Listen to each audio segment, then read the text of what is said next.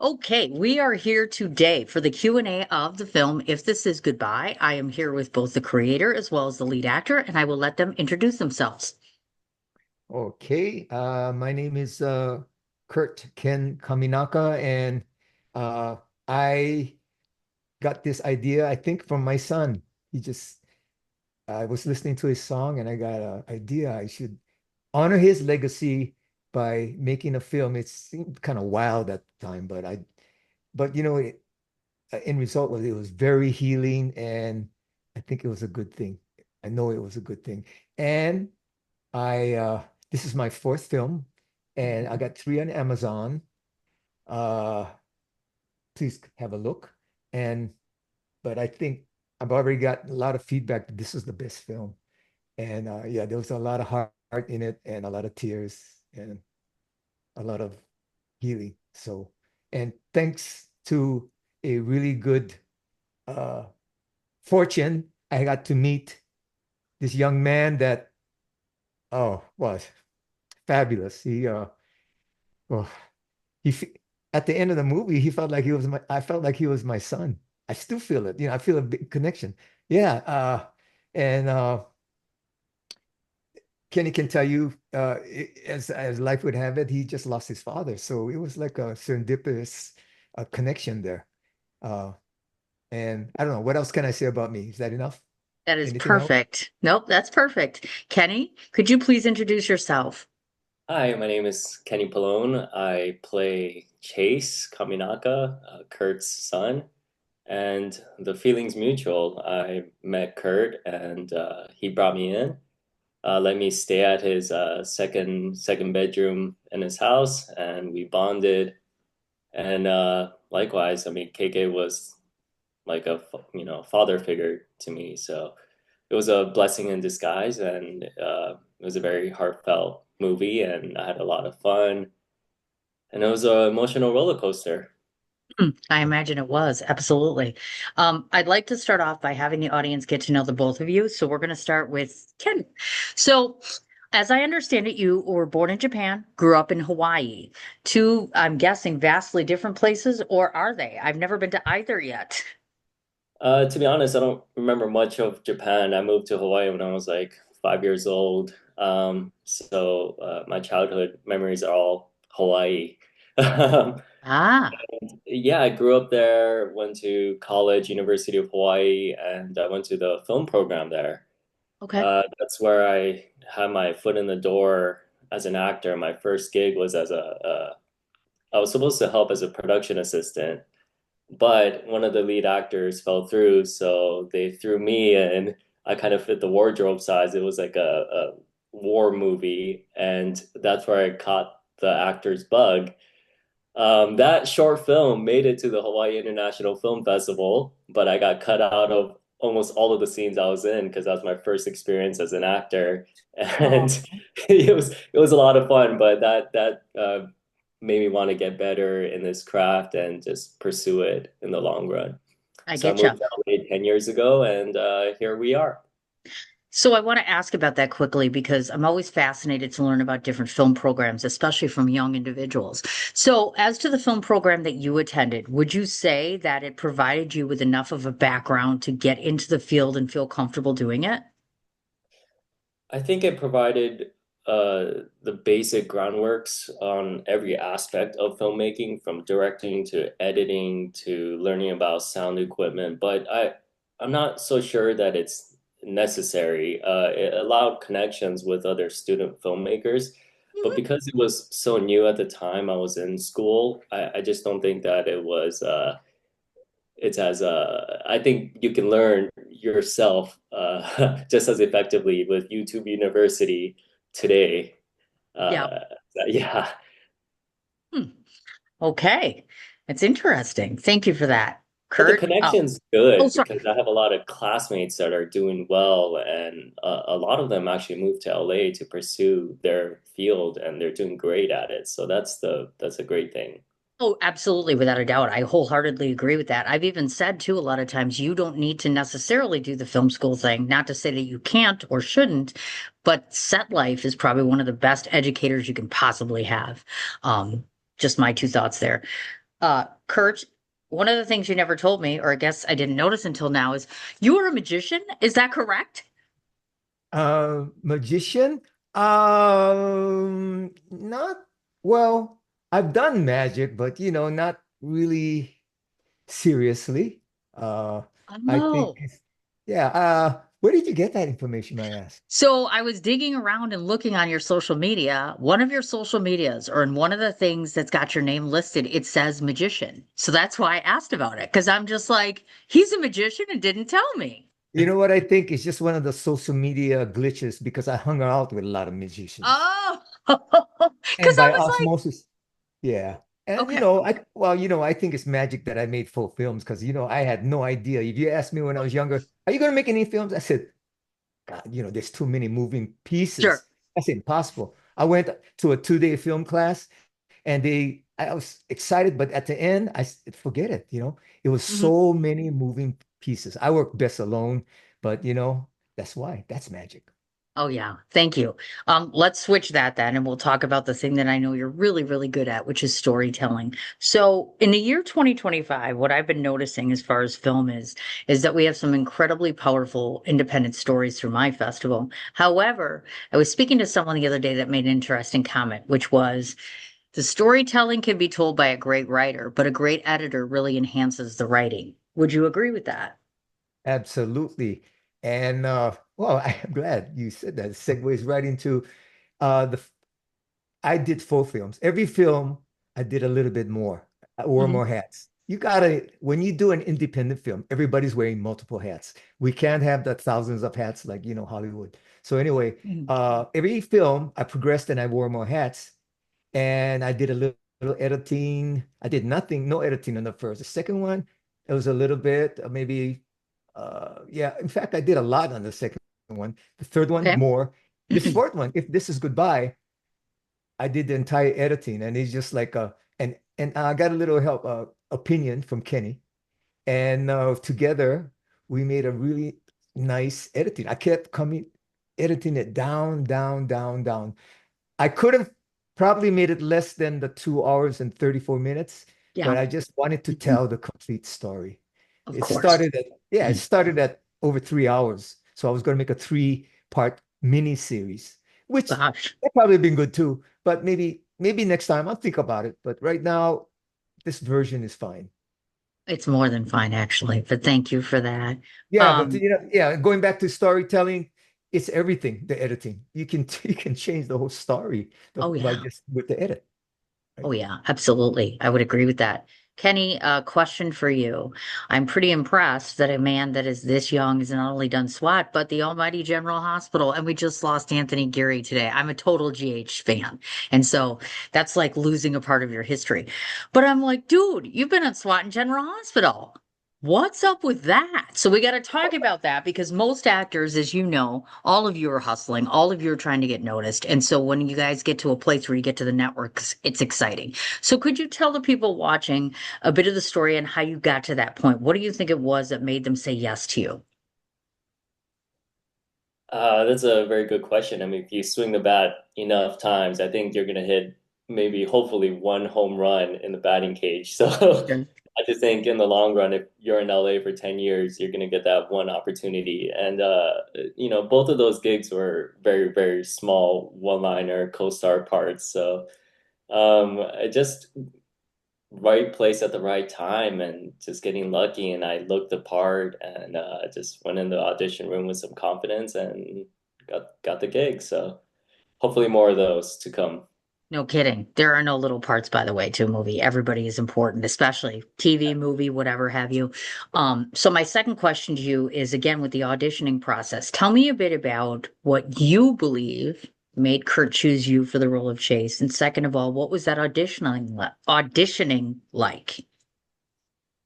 um I would like to hear more so from Kurt's perspective on how he came about choosing me, but from my perspective, I sensed that there was no like character history or story like description, but from Mhm. the sides I sensed that this was very personal. So I try to make it as personal as possible and make choices and try to have fun with it.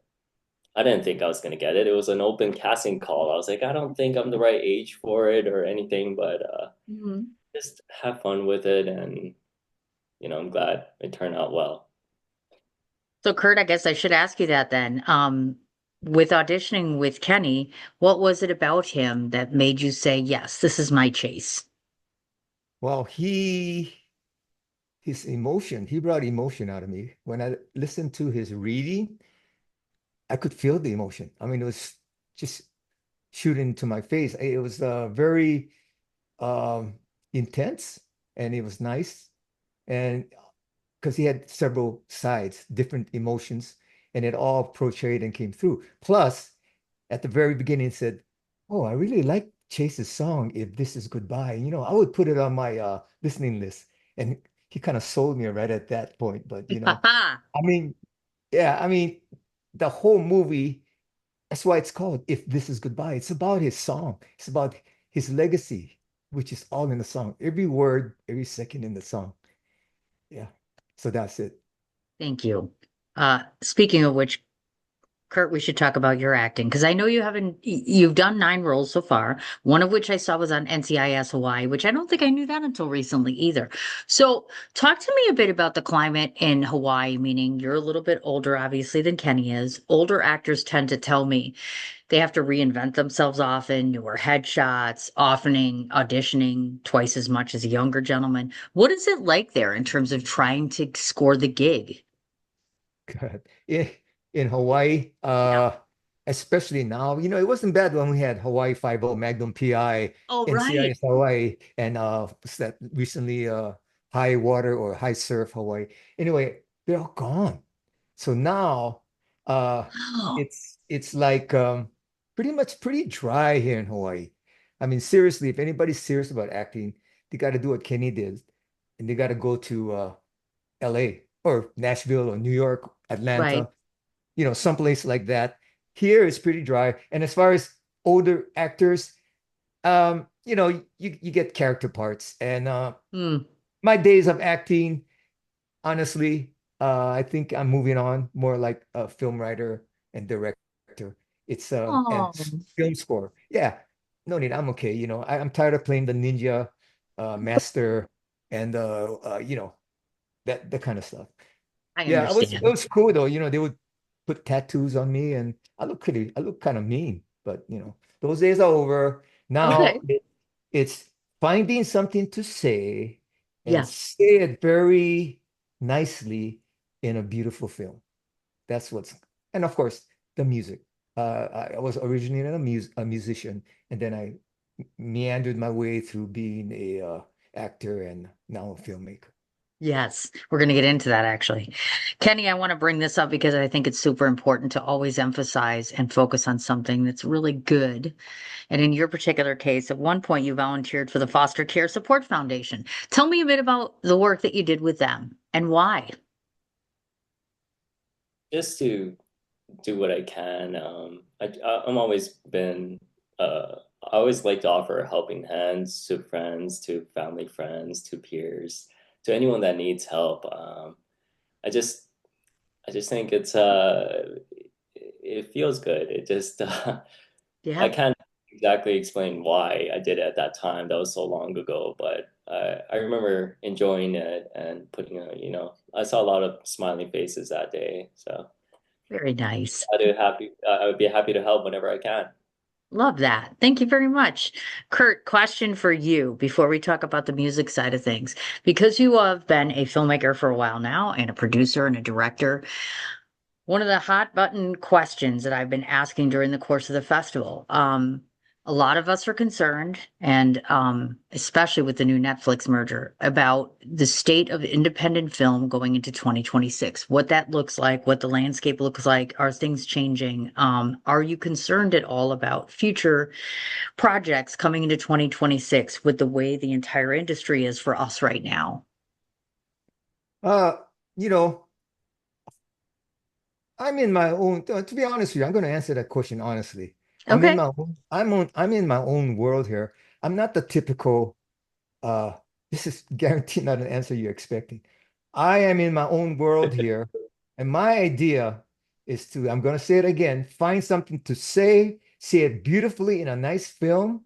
Yes. If one person watches it, great. If a million do, fabulous. But the key is in the making. I am blessed to be in the boat where I can just make the film and show it to my friends and their friends and go on to the next one, which I might add, we can talk about this later. I'm already in production for the sequel of This Is Goodbye. Yes. I And we can talk know. about that later. We should talk about it. Yes. Yes, that's exciting. I'm So yeah, super excited. so I wish all the independent filmmakers along the line the best, because independent filmmakers making is difficult in itself, to raise the funds, make Sure. it, and of course marketing it, which is probably the worst part, the hardest part. So I Yes. wish everybody the best, but just remember, guys, the strongest survive is going to be get to know AI, get to know it very well, because you can bring down costs. That's Ah, all I'll say. he brought that up. I'm not even touching that one. Kenny, I Yeah. have one more question for you. Um, so I see that you are skilled in martial arts.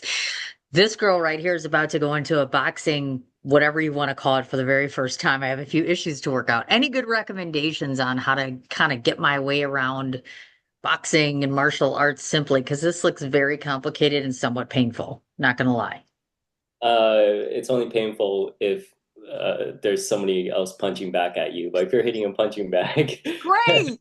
yeah, Mike Tyson saying everyone has a plan until they get punched in the mouth. So I Great. really like that saying because I follow that for acting as well. Like you come with Sure. this plan and you rehearse something, and then as soon as you're on stage and the curtains open, everything just goes whichever direction it goes. You Yeah. just have to take the leap of faith. It's just in the action of doing. Good luck in your boxing, and it's a good workout. Have I fun. heard that. Yeah, it helps. And when we get a little bit older, there's the weight thing and all that good jazz. So I'm like, yeah, I'm super excited about it, but I understand it is hard work and dedication and discipline and all that good stuff. So we'll see how it goes. But yeah, of course, you're a little bit younger, so I totally get it. Um, Kurt, I don't want to forget to ask this before we start talking about the film. Your music, from what I have watched through the years, has changed, in my opinion, just by listening to some of the earlier things you've done versus now. Would you agree that you are evolving as a musician? And then, second of all, would you talk to me about, do you feel that the music industry is going in a more positive direction? Or would you say that we might need to change a few things? Whoa, a lot of questions. Well, let me answer it this way. Um, my music has changed because it's just a normal progression. You're gonna write about your life, what you Yeah. know, and what you know when you're younger. You think you know everything, you don't. When you get older, things are not as important as it was when Yes. you're younger. So of course the subject matter changed.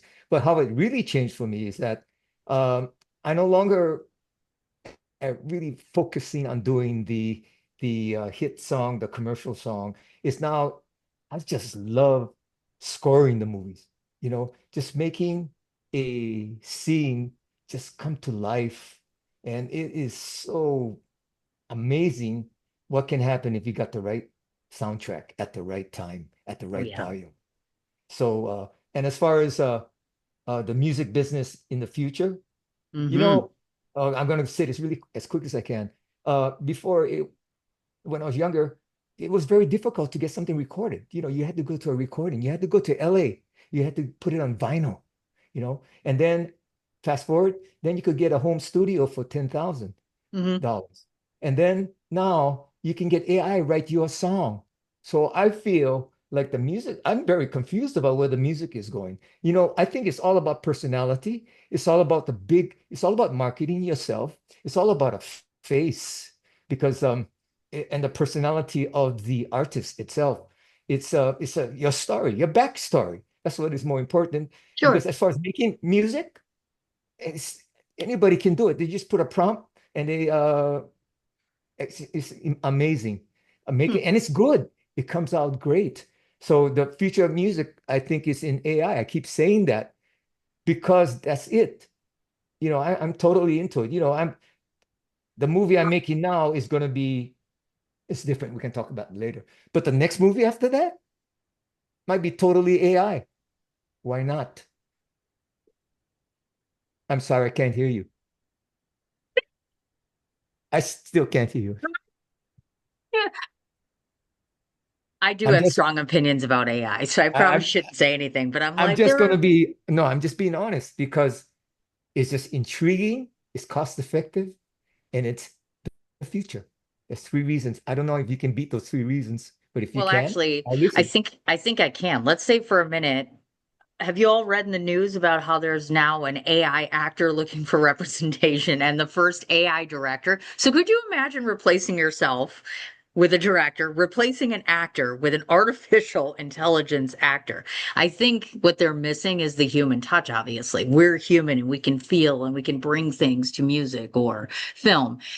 You don't have that with AI because they're not real. It's just, it's not real. You know what I mean? It doesn't feel and it's not human.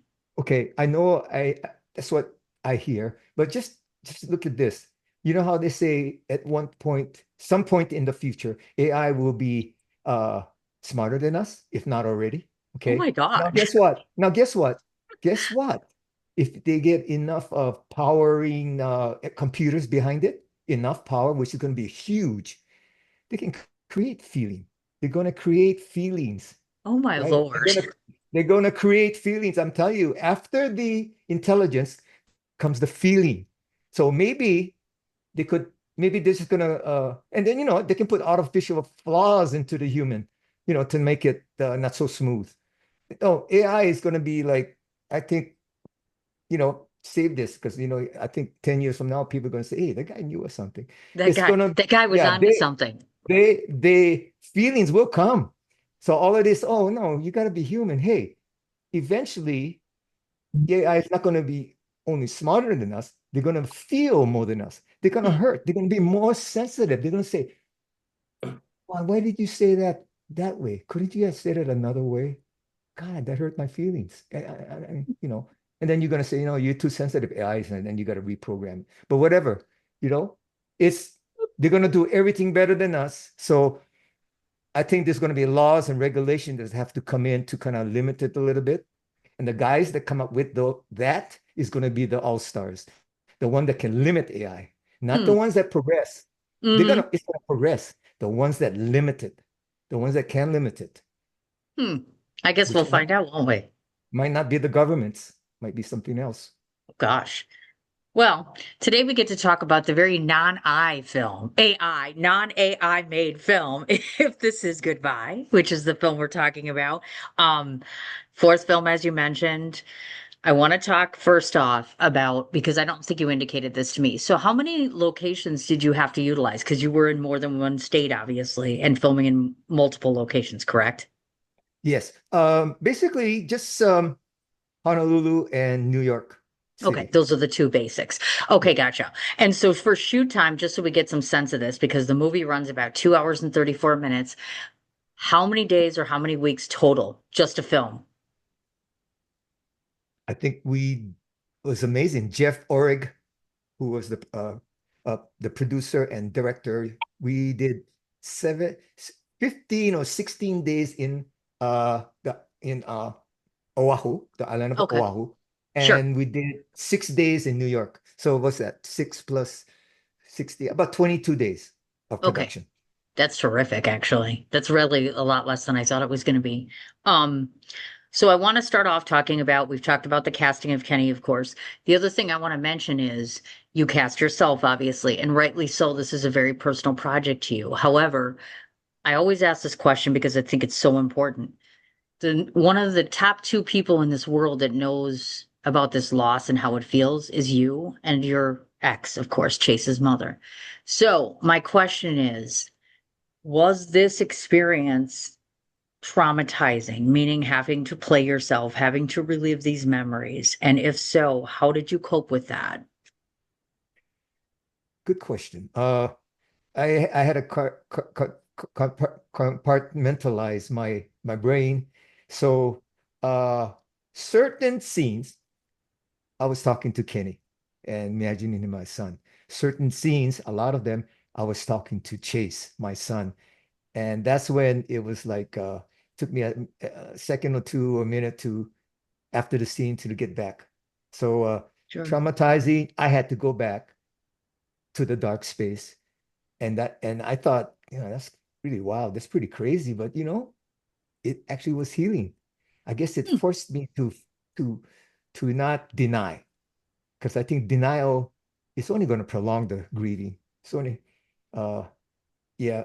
Chase's mother, God, she's very deep in. Yeah, she's got a long road to go. Um, and this movie, she helped. She was not behind it, but she helped. She was, how to say it, accommodating.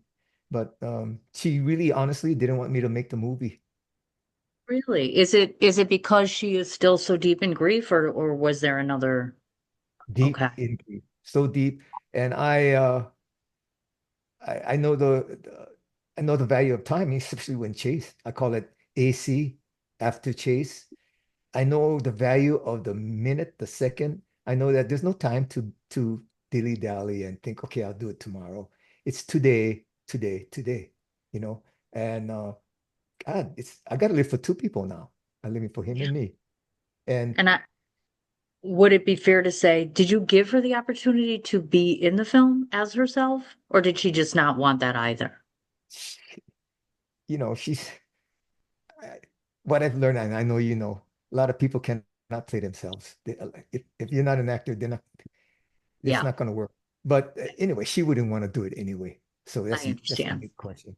Okay. And yeah, it was just she was, we were divorced, so I only spent one day a week with Chase. So I had a lot of questions I had to ask her to help bring, Right. what's the funniest things that you did? What's, blah blah blah. And she helped. I wish she helped as much as she could. And I had to imagine the rest. So if you look at the film, it's as I wanted to be as fair as I could, but a lot of it is coming from my perspective of my time with him. The Right. rest was whatever information she would give me. Sure. I understand. Have you had an opportunity to have the counterpart in the film meet your ex actually and have them form somewhat of a relationship to prepare for this film? Yes, I'm glad you asked that. I asked Kenny if he could come a week early so we could, bond. And then I said, hey, why don't I have so we had a dinner. I took Kenny to meet uh, Sandy, Chase's mother. And Okay. we had a nice meal and a nice conversation. Everything went really nice. And then when Sandy, no, Sharon, when Sharon, who played Sandy, came in, Yes. we had another meeting with Kenny, Sharon, and Chase's mother and myself. And it went great. It went so good that Sandy, Chase's mother, invited Kenny and Sharon to dinner themselves. She didn't even invite me. She just invited those two. And Kenny, right? Correct me if I'm wrong. She said, hey, you remind me of Chase. And when you told me that, I said, wow, that was Mm. great. It's fabulous. That means, you made her happy. You made her heal a little bit. She's very sweet. Yeah, she says Chase and I have a lot in resemblance. So it Very was a nice. nice. Yeah, Kenny he's a sweet person. He's a really nice guy. Really. Chase seems It's like kind of such like a kid. unbelievable. It's hard to believe actually how nice you are. He's nice to everybody. Well, that's one of the questions I wanted to ask you, Kenny, is when you decided to take upon the role itself, how much, from your perspective, how much of the real Chase did you want to put into this character versus any advisement that Kurt had given you about the character? As much as I could. I wanted to bring Chase to life. Yeah, I didn't want to take any shortcuts. I wanted to be as believable as much as possible to Kurt, and I found out that there's a lot of similarities between Chase and I. So I just leaned into that and tried to learn as much as possible with the struggles that he was facing and get behind that. Had you experienced in the past being around individuals who had suffered from particular mental health disorders where you could observe said behavior? No, no, I don't know anyone that's going through schizophrenia. Um, but I understand depression. I do know some, some friends in the past that was going through depression. So just kind of thought about those people, and yeah, I try not to fabricate anything and just try to be as open-minded in the moment and see what comes out of it. I mean, we were moving so fast. We were just doing like 1 to 2 takes of each scene, so it was pretty quick. Yeah. I got it. Okay. Um, so my next question for this is, so because you had such a, like you're saying, one or two takes and moving on, I want to talk technical for just a second here. We see scenes where you have to utilize or make it look like you're in a hospital room. Now, hmm did you guys actually end up being able to utilize things like hospitals and other places that are harder to film in? Because I saw some of these locations and I thought, how are they getting away with this? Unless you, of course, green screened, etc. No green Oh, screen was used. That was all actual location. Uh, How did I you think score that? Because I'd like to know. Because when I go to New York and I ask for a hospital, no, that's not happening. Other places, no, not happening. I think I was telling KK this, but when you're filming in Hawaii versus filming in like LA or New York, everyone's just gonna be like, "How much are you gonna pay me for the location?" But in Hawaii, I think everyone's more supportive. There's that aloha spirit that roams around there.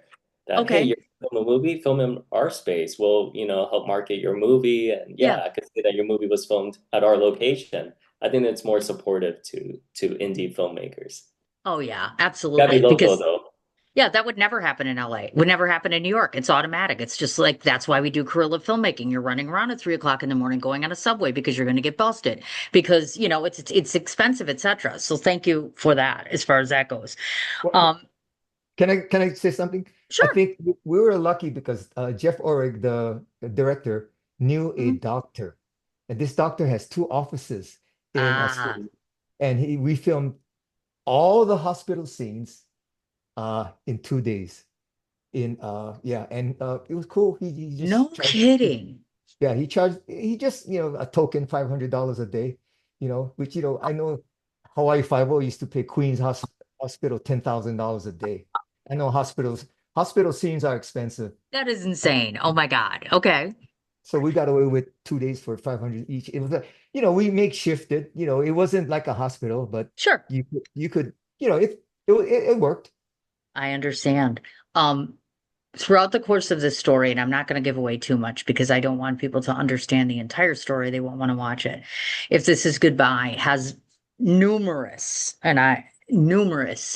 what I call emotional luggage, meaning there are so many different subjects within the course of this. We're looking at mental health, we're looking at suicidal ideation, we are looking at family relationships, we're looking at frustrations and struggles between co-parents, as well as being a youth, as well as trying to fit in and finding our identity. So when you sat down, Kurt, and you put this together, and yes, Chase is at the forefront of all of this and telling his story. But of all of those different situations, let's say, was there one focal point for you? Meaning what you were really trying to concentrate on subject wise in this film is, Oh, this is going to be another answer that you didn't expect. here we I, go, wait for it. I Yo, told buckle up. Kenny, well, that's what Q&As are for, right? I'm not going to give you this Yes. the regular answer. Are you sitting down? No. Yes, Anyway, I'm sitting down actually. I did this for two reasons, and this is what healed me. I I wanted two things to happen for Chase, and this is more important than anything else in the film. Yes. Number one, I wanted him to be successful. So I wanted to portray his song, If This Is Goodbye, as a very successful viral thing. And in reality, it did do well, but I had to dramatize. Let's just put it that way. So I Yeah. wanted him to be successful one. Number two, like in all love stories, I wanted him to get the girl. Because to be honest with you, his mother and I, we're not sure. I know he had girlfriends, but we don't know how close they were. what happened. He was very quiet. Okay. You know, he kept that to himself.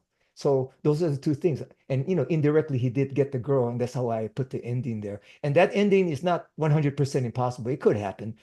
Probably unlikely, but it could happen. So I was it's based on a true story. Yeah. I was going to ask about that actually, because part of me had thought to myself, indeed, is this girl representative of many girls, or was there indeed that one girl? I guess I wasn't 100% clear on that. Yeah, I forgot to say spoiler alert.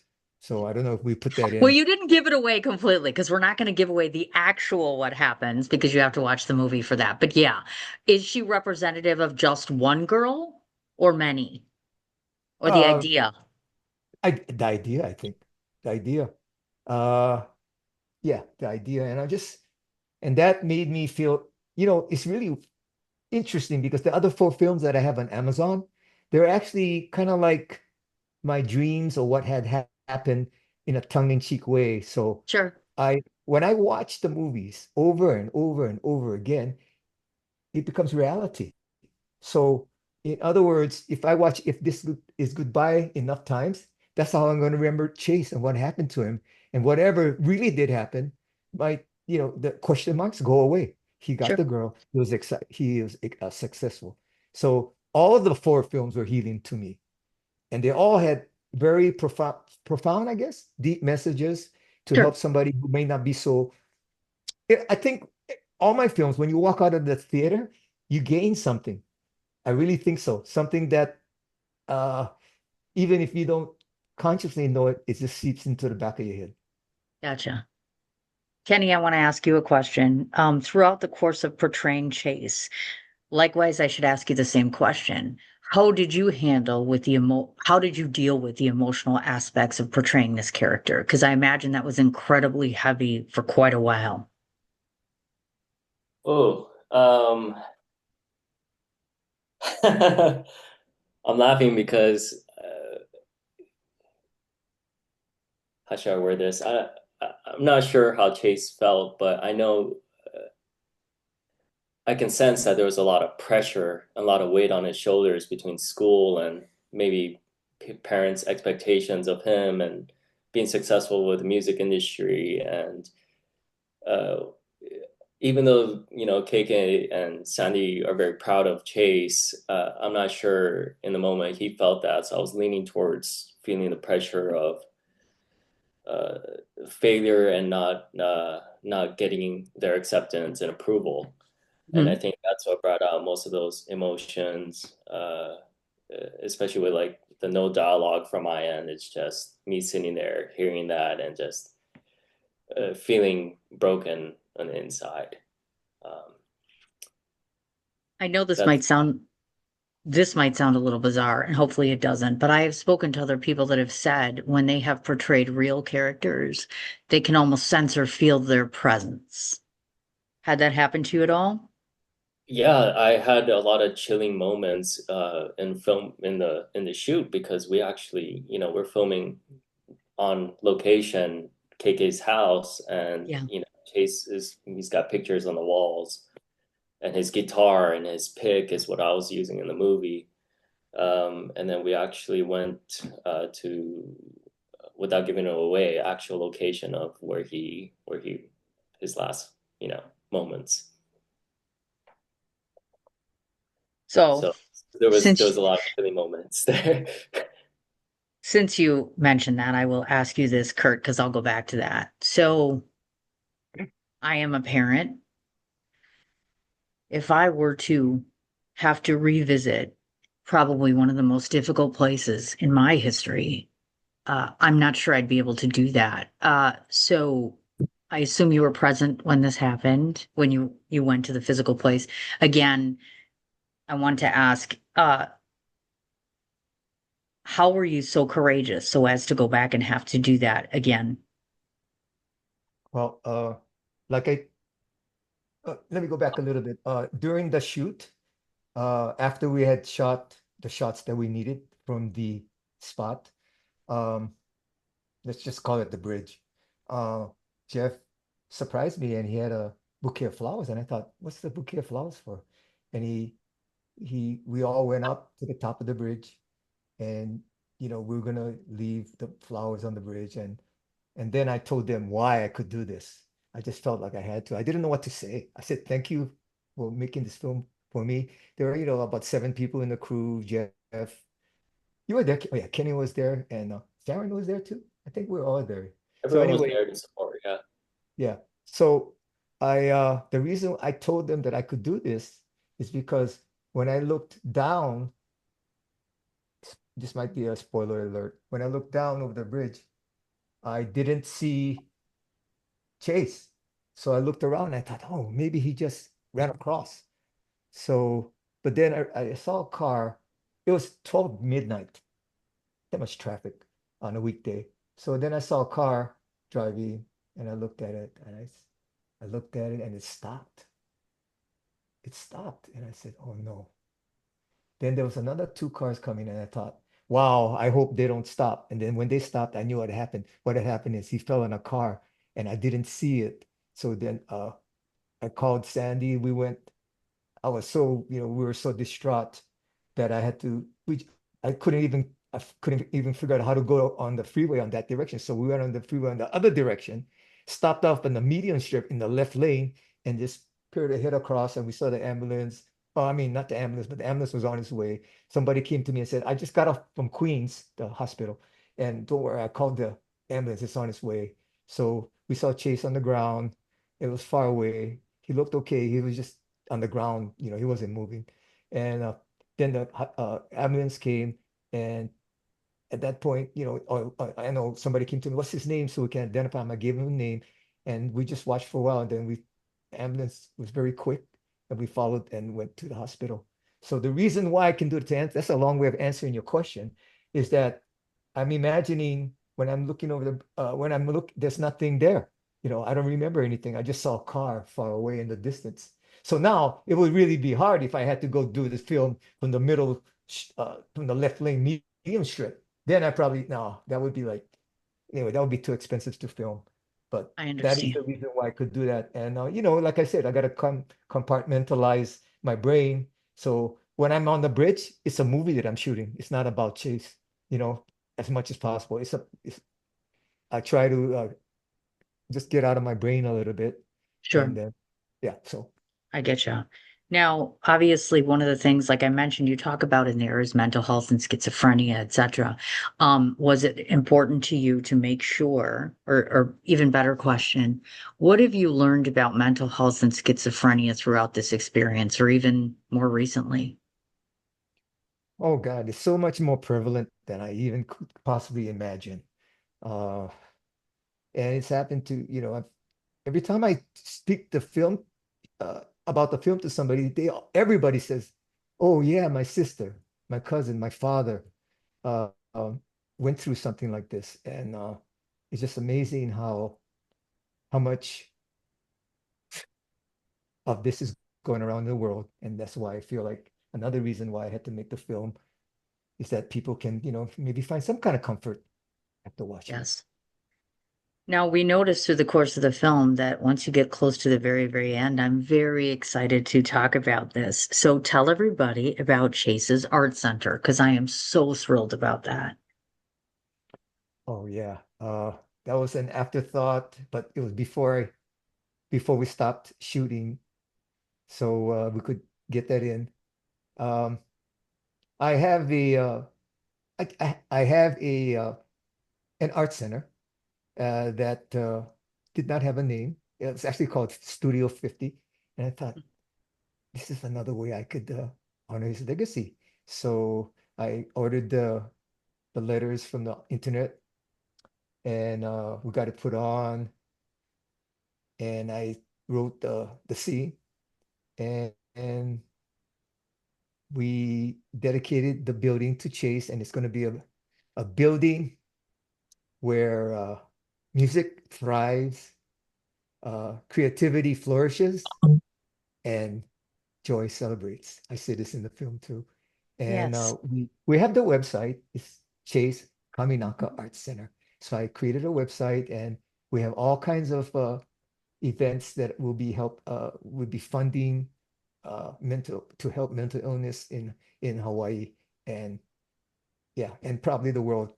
Yes. And you've also partnered, correct? You have a actual partner as it relates to showing the film and donating proceeds to another organization, correct? Yes, yeah, the Legacy of Life, which handles all the organ donors and donation in Hawaii. With them, the Oahu ASPCA, which is the only no-kill shelter in Hawaii, because Chase and I, we love dogs. So that music and dogs is what Chase and I had in common. So those are the Yes. two. And also Manoa Valley Theater, because that's where he played. He played in many of the theatrical shows there. And yeah. And Yes. along the way, I know I'll get some more charities to help. Nice. Now, you have Chase's music in the film, and how much of your own music was in the film as well? You personally. I, I think there was a few, I would say three or so, three or Okay. four. And it's just excerpts, during the background. It's in the credits, but Yes. Chase's song was the main one. He had actually two songs in the movie, but one of them was after he was really affected. I don't know if you remember the scene. It was a Yes. wild song. It was really wild. So, in his music, so went his mind, so went his music. It was Yes. bizarre. Kenny, if I were to ask you this question, have you given any thought to, or if I say to you now, please give this a moment's thought. Do you feel that Chase would approve of your portrayal of him? Oh, um, I hope so. We all poured our heart into this project, so I hope so. Um, what's interesting was KK brought up that when he mentioned if this is goodbye, a lot of people, he found that a lot of people could relate to having the same problems. And I didn't know that. But when I was at the art center, I met Chase's really like a couple of his best friends that he hung out with on a regular. And the first thing I asked them was like, were there signs? Did you know? And they all said no. They had no idea who was going through these struggles. So Chase was very private and kept his struggles to himself. Um, and I think, I really wanted to portray the good side of Chase, and then also in the personal moments, in the private moments, really showcase those struggles as well. My opinion, I think, I hope, I pray that I portray Chase as best as possible, but we'll never know. I Chase will understand. be happy. You did good. Well, that brings me over to Kurt to ask the question. Do you feel that your son would be very proud of what you've done for him? You know, Chase was a very complex person. So I think he would. Funny, that's what a friend told me, no matter what you do, make would Chase smile after you did the film. So it made me think a lot. And the answer to that, honestly, is I don't know. But I think that because it helped me heal, he would be okay with it. I tried to, he's a private person, and I'm sharing a lot of stuff that he wouldn't want anybody to know. Yeah. Based on that, no, he wouldn't like it. Absolutely not. Hmm. But the fact that he loves his dad and he know that how his dad can get a little crazy sometimes, and also how his dad needs to heal because we did take his with pain. What I mean by we did take his pain was that if we passed away before him, he would have a lot of pain from his mother and my Yeah. passing. But we took the pain. We took the pain of him passing, which was tremendous. And wow, it's life transforming. I thank him every day for transforming me into the person I am now Hmm. because I think it did good for me and it's going to be doing good for lot of other people. And yeah. And I know I keep telling his mother this, Chase would want us to be happy. So you got to be happy. You got to snap out of it. You got to, come back. So, and I am excited, and that makes me say the best is yet to come for each and every one of us, because I know that you, Cindy, are going through a lot, and that could be a whole nother discussion. So I don't want to say right now because I am amazed that you put this AIA, the Art is Alive Film Festival, through. I mean, I think there was probably 100 times that you could have quit and say, I can't do this. There's too much going on. But you went and you did it. That is freaking amazing. Excuse my French. It was No, like, it's fine. Thank okay, you. So I want to ask this question to both of you, I guess. First to you, Kurt, if somebody watches this today and they suspect or they have a child that's in crisis or they're going through something similar to what you've experienced, what would you advise them? What would be any one thing you'd want them to know? well, this might not apply to everybody, but it's not your fault. Whatever happens, it's not your fault. It just is. Um, and nobody's punishing you. Life is that way. The first thing is take away the guilt, and then the rest will just flow. Uh, the more you can confront it and less denial, the faster the process will take. The more you deny, it's going to take a longer time. But everybody faces grief and mourns in a different way. There's no right way. There's no right way. So what you're doing is right. Whatever you do is right. Whatever you do is meant to be. Thank you. And for you, Kenny, if I were to ask you anything that you want to share to people that might be watching this interview as far as anything you've learned by doing this film through this experience?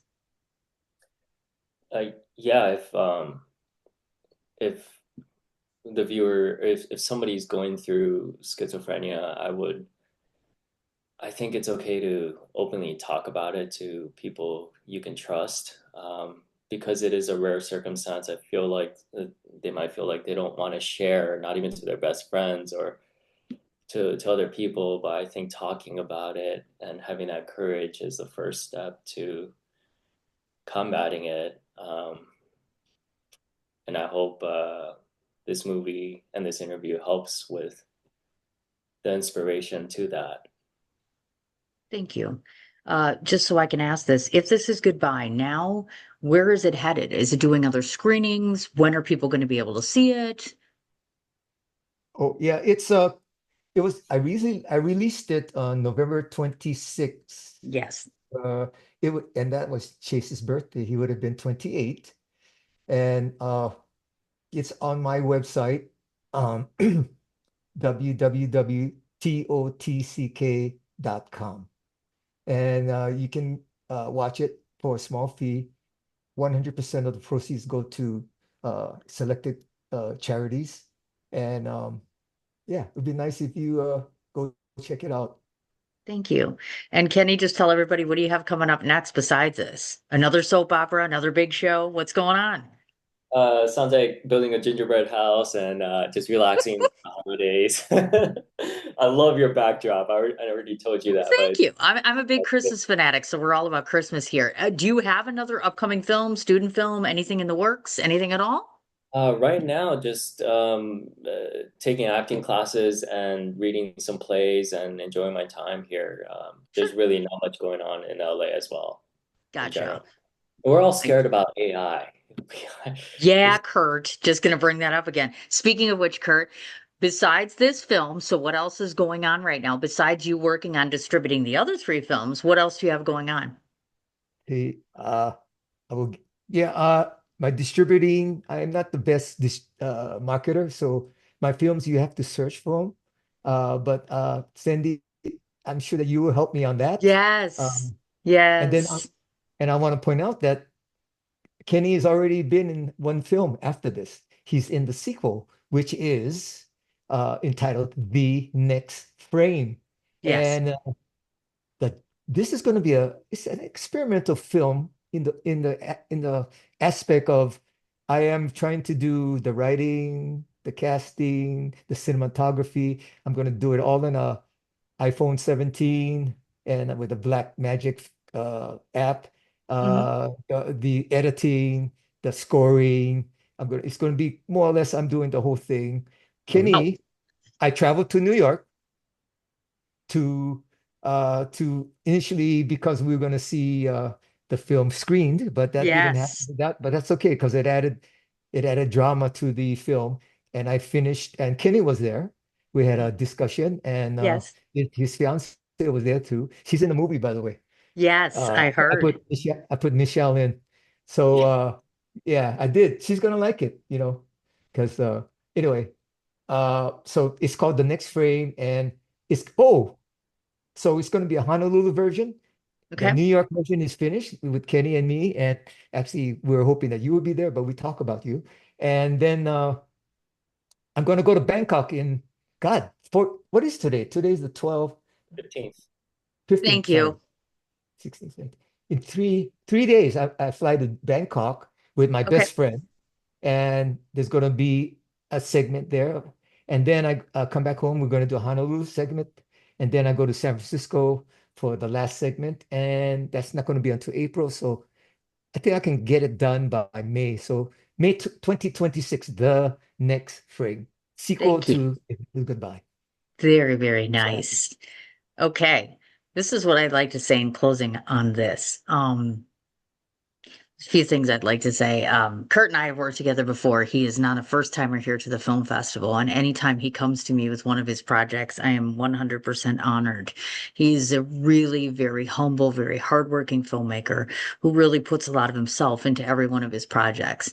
Um, I am honored not to just know him as a filmmaker, but he is also my friend who came to me and shared probably one of the most courageous and vulnerable and beautiful pieces he has done to date. The fact that he is so courageous and inspirational and motivational just moves me to pieces. I am so incredibly proud of him and the work that he has done. And I am such a cheerleader and such a fan. And as a person who hasn't lost a child but has lost their partner, I can tell you that every day I hope and I pray that he sees what I do. And I believe with all of my heart that your child not only sees you, but he smiles at you and he feels so blessed to have had you as family. So thank you for allowing me to share this beautiful piece with everyone. That was Pleasure beautiful. was all mine. That was really True. beautiful.